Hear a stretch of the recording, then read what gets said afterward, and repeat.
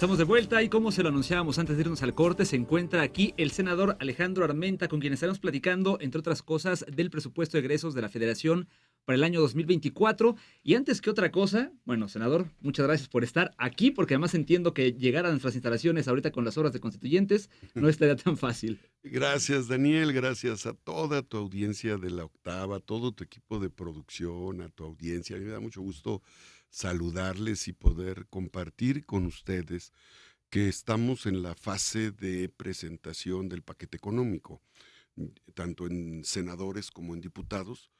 La facultad exclusiva del Senado es aprobar ley de ingresos y la Cámara de Diputados el presupuesto de egresos. Pero primero es el ingreso. Se estima un incremento que en los últimos años no, más bien ha sido constante. Pasar de 8.2 billones a 9.05, 06. Este es un rango que se ha venido dando en los últimos años.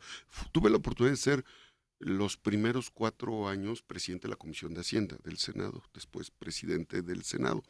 Y lo que observo en este presupuesto es una estimación de ingreso racional, equilibrada, que presenta el presidente Andrés Manuel para cerrar el gobierno que él ha encabezado, obras que no se habían pensado en 100 años, como el tren interoceánico, como el tren Maya, bueno, el tren interoceánico es un gran proyecto que solo lo soñaron antes de Porfirio Díaz y materializaron el Canal de Panamá, el tren ferroviario interoceánico del Istmo de Tehuantepec entre Salina Cruz y Coatzacoalcos va a comunicar a Europa con Asia.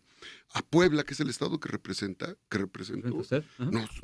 significa una enorme oportunidad porque vamos a ser la puerta de acceso de toda la red ferroviaria de productos que llegan desde Winnipeg, Canadá, a Estados Unidos, entra por Ciudad Juárez, pasa por Querétaro, Tlaxcala y Puebla.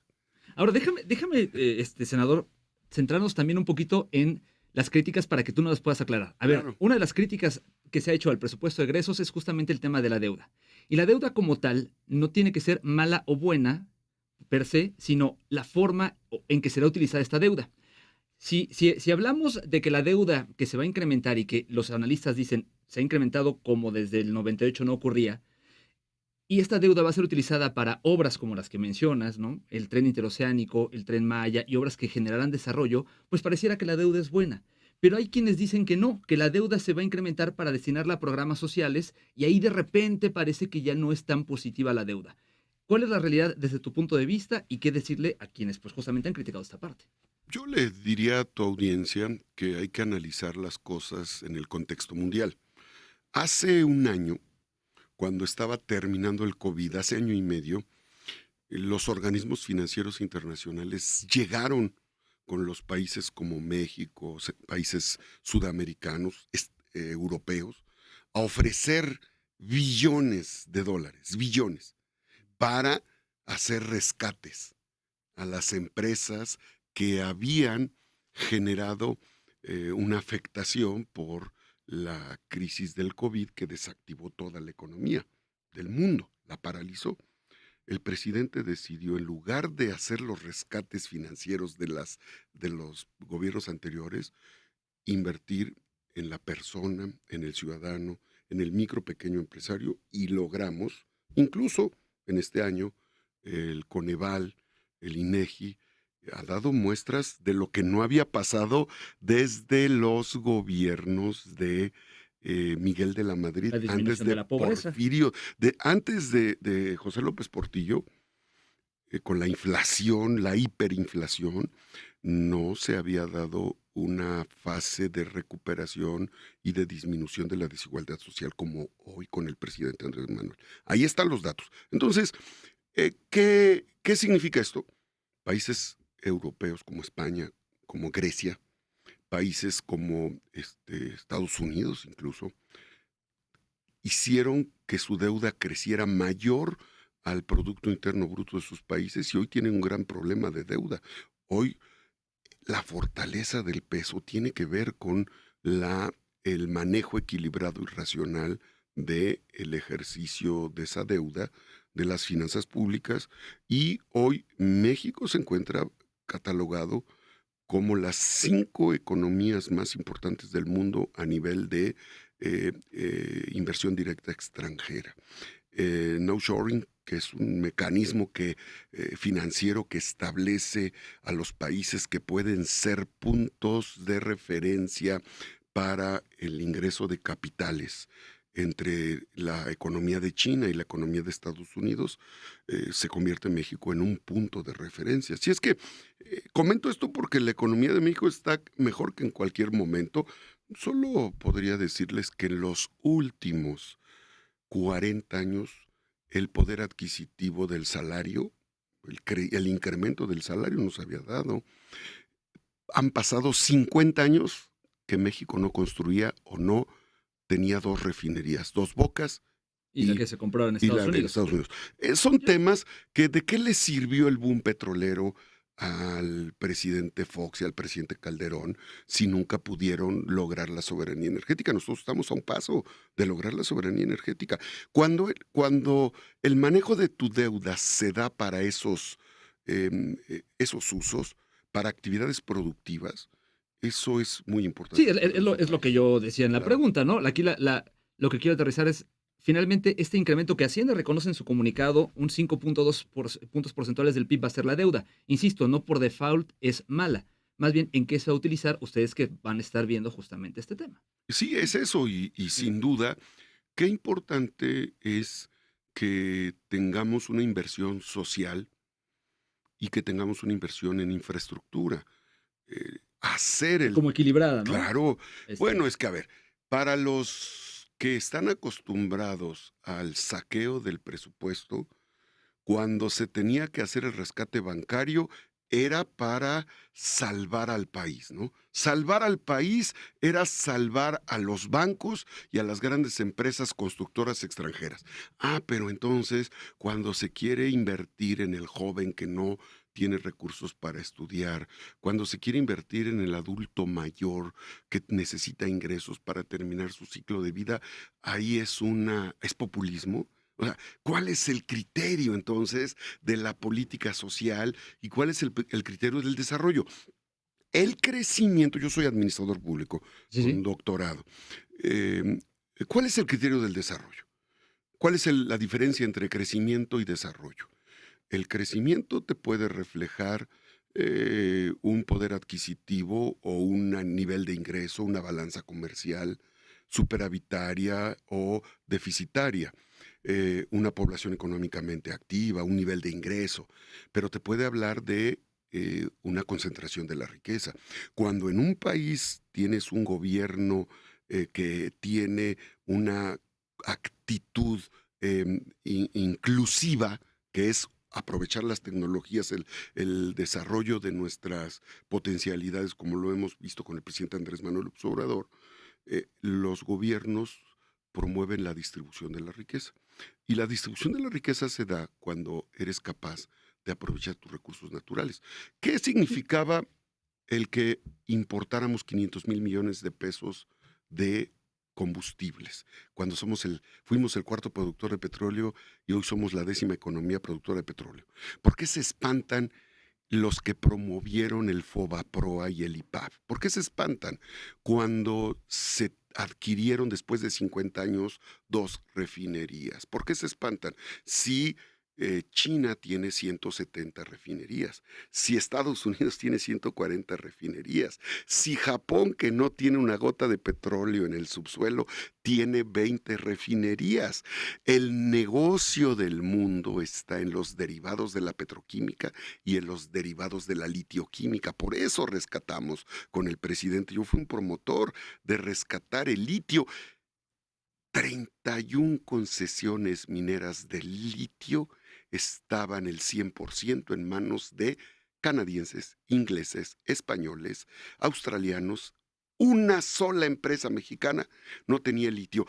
Hasta que Elon Musk dice que el mundo se moverá con litio, que es más lucrativo el Litio desarrollo que industrial petróleo. del litio que imprimir billetes.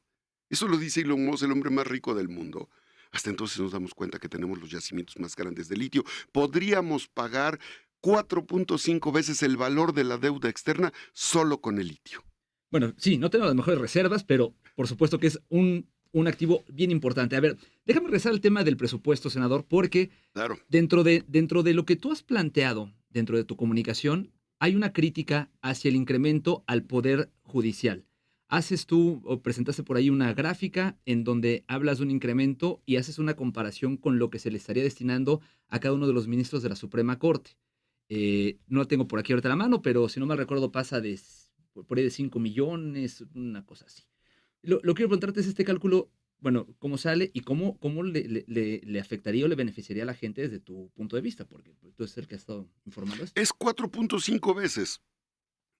Perdón, es 4.5% el incremento, pero que se transforma de 77,000 millones a 84,000 millones de pesos. O sea, es un incremento importante. ¿Es lo que, que están solicitando? Es lo que están solicitando, un Ok. 4% más. Falta que todavía lo discutan ustedes en el Sí, Congreso. lo vamos a revisar. Nosotros tenemos que aprobar los ingresos y le tenemos que exhortar a los diputados para que no permitan el dispendio. A ver, la Constitución es la norma que todos debemos de cumplir. ¿Estamos de Sí, acuerdo claro, con eso? estamos de acuerdo. No se vale que tú sí pagues impuestos, que yo sí pague impuestos, que quien nos escucha pague impuestos y los ministros de la Corte digan, yo no voy a respetar la Constitución. El artículo 127 constitucional señala que nadie puede ganar más que el presidente.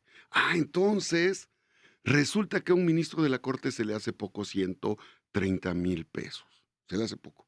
Pero al maestro jubilado, a un maestro de una escuela primaria, secundaria, gana 7,000, 8,000 pesos. A un policía gana 12,000 pesos. Un médico rural gana 15,000, 12,000 pesos. A lo que voy es, necesitamos que se entienda que no se busca poner en una condición de miseria a un ministro de la Corte. Se trata de que respete la Constitución. Son los guardianes de la Constitución los ministros de la Corte. Si hay una ley que dice, artículo 127, nadie puede ganar más que el presidente de la República, no tienen por qué los ministros de la Corte ganar más. Ahora, En este caso no aplica la retroactividad de la ley. Yo, sin ponerme a defender a los ministros, no es mi papel. O sea, no, yo es sé que no. pregunta, ¿no? Ajá. No, pero siempre debe ser en beneficio la retroactividad. Y esto es en beneficio del pueblo de México, porque Ahí está el debate, ¿no? sí, ese es el debate. Pero a ver, lo digo con mucho respeto, pero más que nada para generar conciencia, la revolución de las conciencias, como dice el presidente Andrés Manuel, ¿no? A ver, ¿ustedes creen justo, amable audiencia? Pregúntenle a un trabajador de Comisión Federal de Electricidad, de la CFE, ¿con qué porcentaje se jubilan? Se jubilan con el 60 o el 50% de su último sueldo. ¿Saben con cuánto se jubila un ministro de la Corte? Con cerca del 90% de su sueldo, que es 3 veces más que el del presidente, 350,000 pesos. ¿Les parece justo a ustedes que tengan los ministros de la Corte un fondo de retiro de 20 millones de pesos? No sé si cuando tú te retires de la radio, mi querido Dani, No, bueno, a mí ni te pensión me va a vayan a dar tocar. 20 millones de pesos. Los Oye, senadores no sí, claro. tenemos fondo de retiro. Claudicamos al fondo de retiro. ¿Por qué ¿Por puedo qué? hablar de esto? Vas a Porque lo decir, retiraron. a ver, no, pero Ajá. además no, los senadores ganamos Ajá. mucho, sí, ganamos 107,000 pesos. ¿Sabes qué hago yo? ¿Por qué puedo hablar de esto? La mitad de mi sueldo como senador desde que llegué al Senado lo dedico a actividades forestales, frutales, actividades sociales.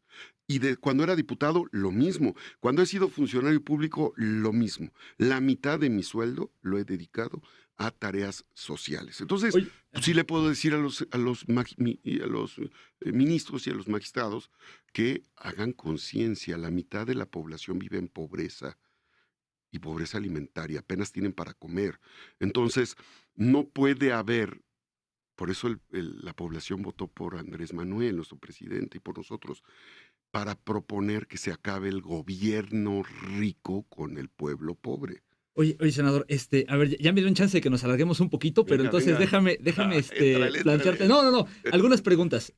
Justamente ustedes como senadores tienen que ver el tema de ingresos. Sí. Como parte de ingresos, pues se tienen que calcular el tema del precio del petróleo para el Sí. siguiente año y Sí. la paridad peso-dólar. Sí, Una de las críticas que ha habido con el tema del endeudamiento, y eso es lo que necesitamos que se le pueda explicar a la audiencia, es que dicen los analistas que una mayor deuda podría implicar que la paridad peso-dólar se vea comprometida, que estiman que inclusive llegaría a los $18, 18 pesos por dólar para ahí de diciembre, y que también el tema de los ingresos del precio del petróleo, pues podría verse afectado en un entorno mundial.